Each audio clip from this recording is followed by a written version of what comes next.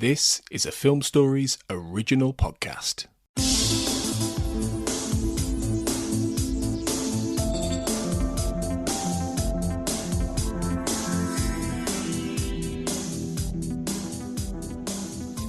Welcome to the X-Cast, X-Files Podwatch, episode 42, covering Terma and Paper Hearts.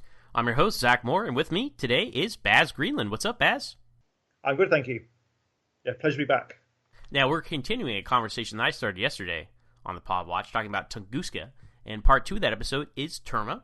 It first aired on December 1st, 1996, was written by Frank Spotnitz and directed by Rob Bowman. Now, in yesterday's Podwatch, we talked so much about cigarette smoking and musings of cigarette smoking, man, how much we loved it.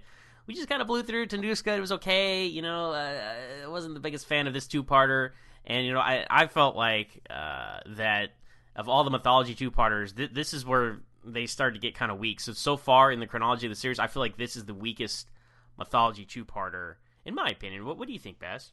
It's an interesting one. I think that they are, they're certainly final saying everything in season 2. Season 3, Nisai and 731, which I talked about a few weeks ago, is actually my favourite mythology two-parter. Absolutely love the one. I kind of felt actually that it started with Piper Maroon. It's a good story, but it wasn't as good as the Abduction one, the Colony, Anasazi through to Paperclip, or Nisai and 731. It's the first one I thought it's not as good. And I'm one of those kind of few people that I think the season 3 finale is a bit one of the weaker ones by far. So again, I found that season 3 going to season 4. Season 4, Herrenwald, I found stronger, but it's still good at this point. I think there's not a bad mythology until later on. Don't get to season 7, it's tired and worn out, but there's a lot of good stuff. I kind of like Tunguska, and I prefer Tunguska and Terma to the latter half of season 3 going to season 4.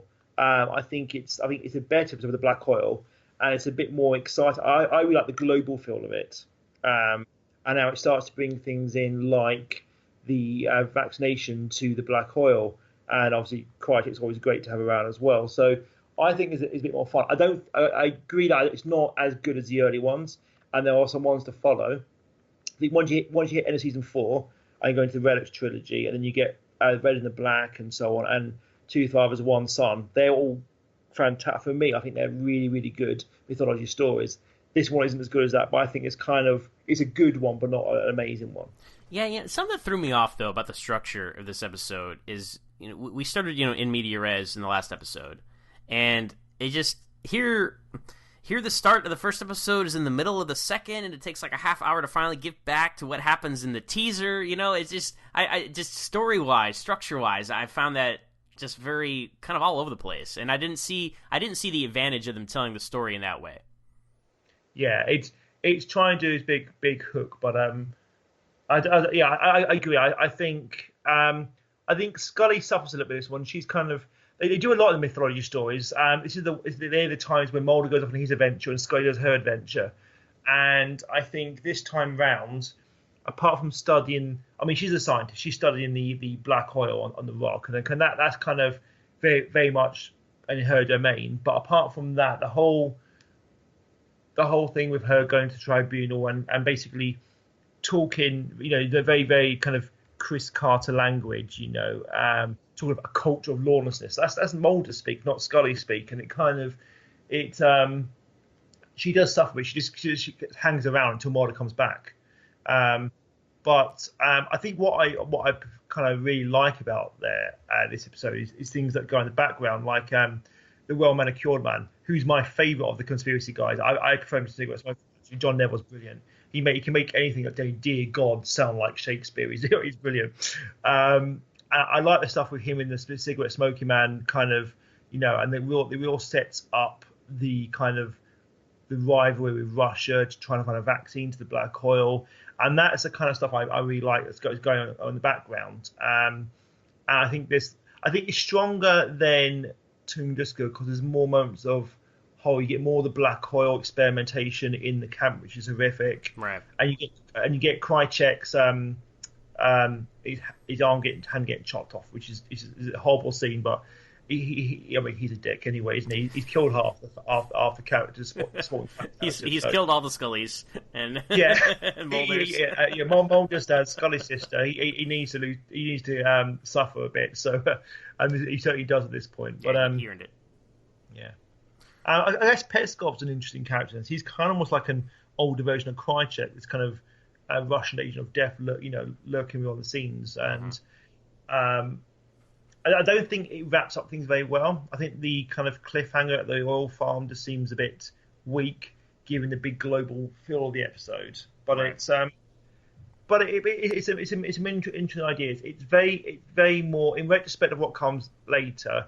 It's a lot of setting the scene for what's going to happen. It sets the scene for the movie, for the Red and the Black, and Two Fathers, One Son, and so on. But yeah, there's a lot of important stuff here. Maybe a little bit of a mess in the execution and organization of it all, but there were some high stakes, impressive stunts, and ultimately enjoyable. Yeah, it is. It's not a bad one by any means. Our standards are so high at this point, Vaz. Oh God, absolutely, yes, yeah. If I'm not amazed, no. But I think knowing, for me, things like a lot of the season 7 mythology, the opening of season 7 is just Dollars Dishwater. Season 9 is terrible mythology. It's just when I know how dull the mythology got, this is a really high standard. This is quite exciting times and a lot of fun. And I certainly still enjoy it.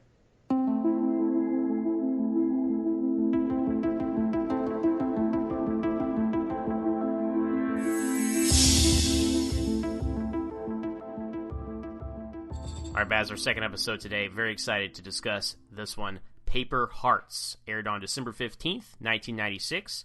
Was written by Vince Gilligan and directed by Rob Bowman. And I gotta say, I love this episode. This is probably in my top 10 of X-Files episodes because it's a brilliant idea. It's like, what if there was nothing supernatural about Samantha's disappearance? And a lot of sci-fi genre shows have these episodes where they try to subvert the entire premise of the show, right? Like, oh, the main character's been in a mental institution this whole life and it's all imaginary, right?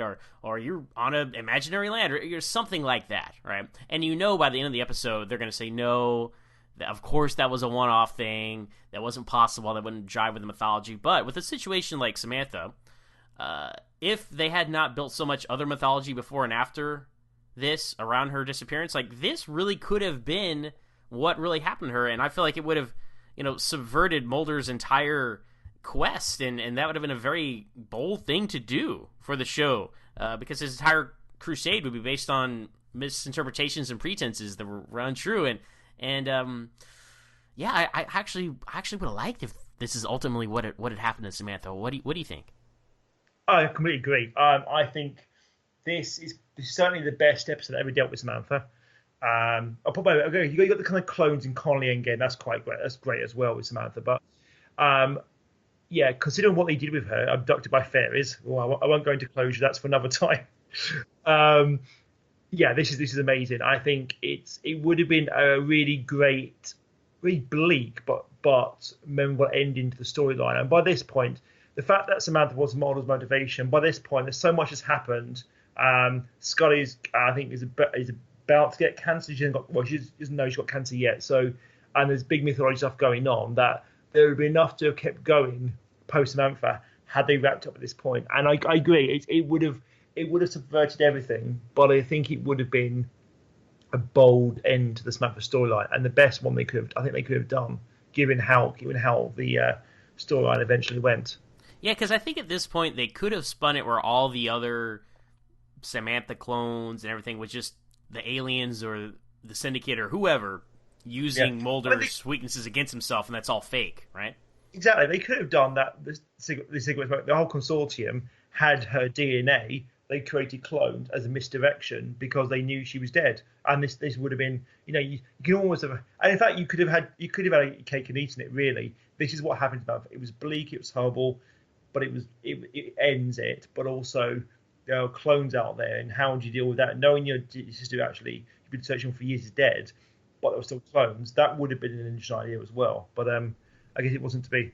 Yeah, that's a great point. You say that so much has happened in the series. Now, Mulder has gone and Scully have both gone through so much together that there's a greater calling here for them to continue their work beyond just Mulder finding his sister. So it's not like if you remove the whole extraterrestrial aspect of her disappearance that he has no reason to go on anymore.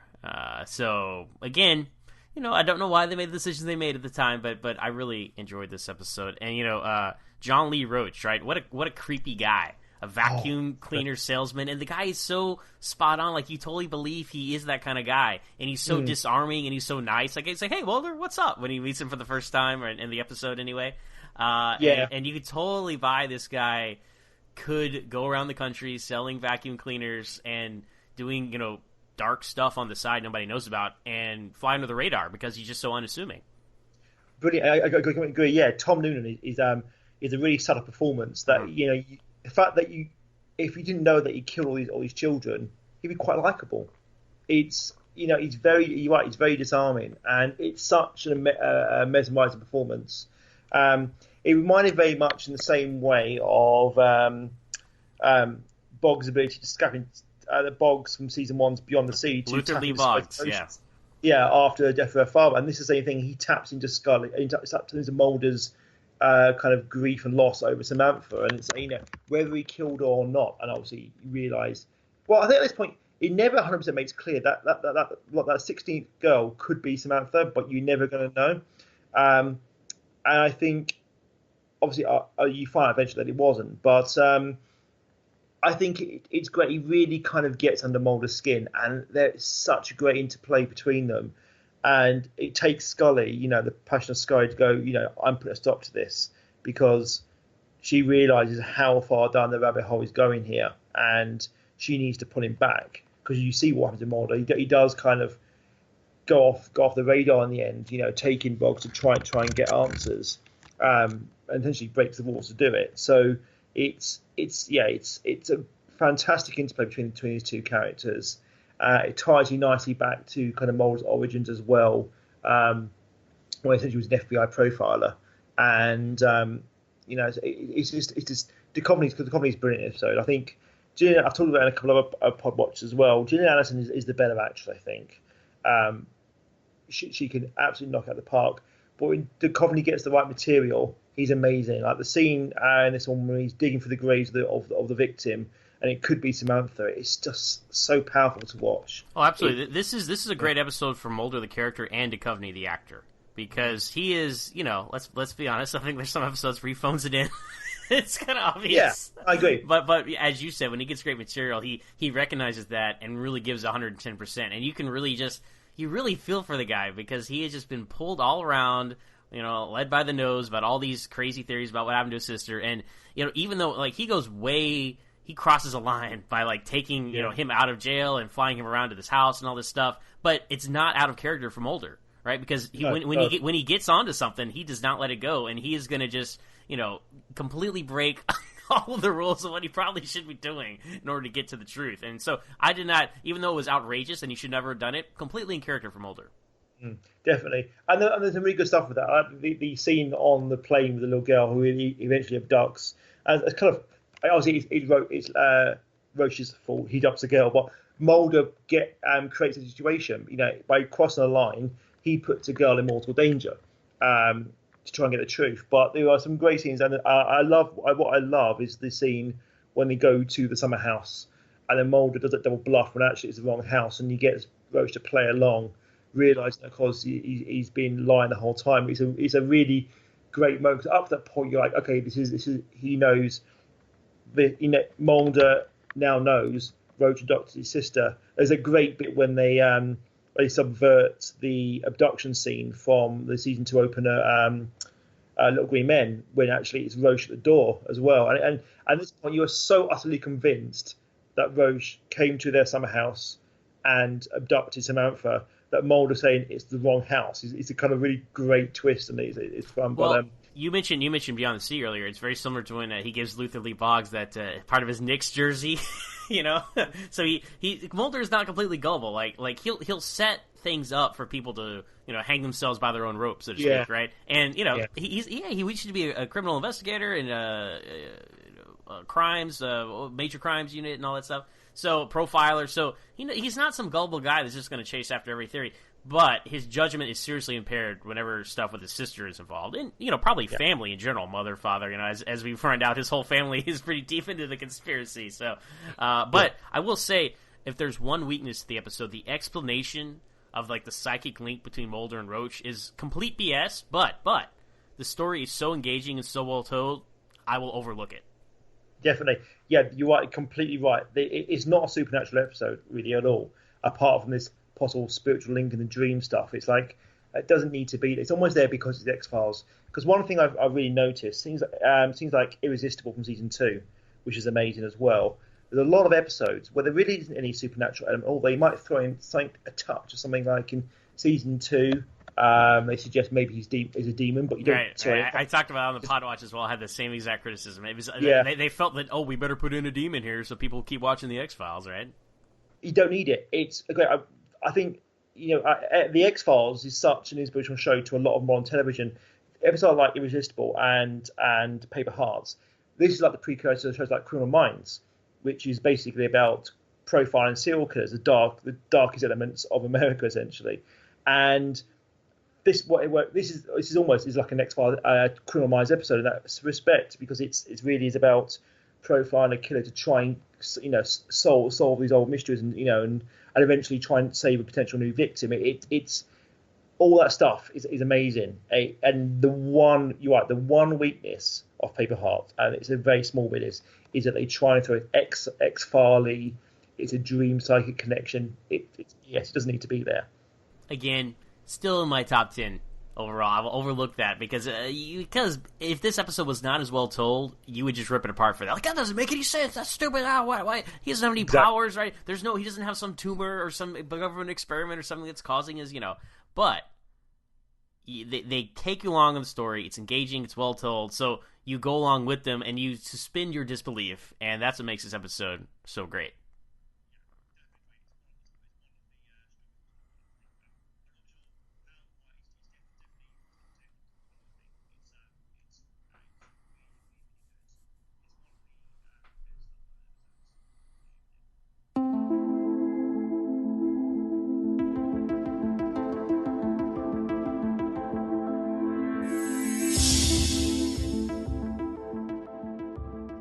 All right, Baz, well, it's been fun talking about these two episodes of the X-Files with you today. If people want to find you out there on the internet, where can they find you?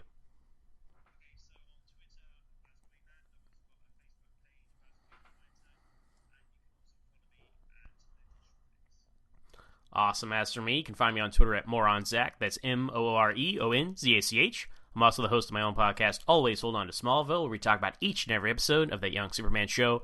We're on Twitter at Always Smallville with a 1S. I'm also the host of Standard Orbit, a Star Trek original series podcast on the Trek FM network, and you can find us on Twitter at TrekFM. As for the Xcast, you can find us at the X_cast on Twitter, and on Facebook, just search the Xcast X-Files Podcast Fan Group, and you'll find us on Facebook there, our fan page, and everything else, just search the Xcast, and you'll find us on Facebook. Well, the Podwatch will be back tomorrow covering El Mundo Gira and Leonard Betts, but until then, trust no one.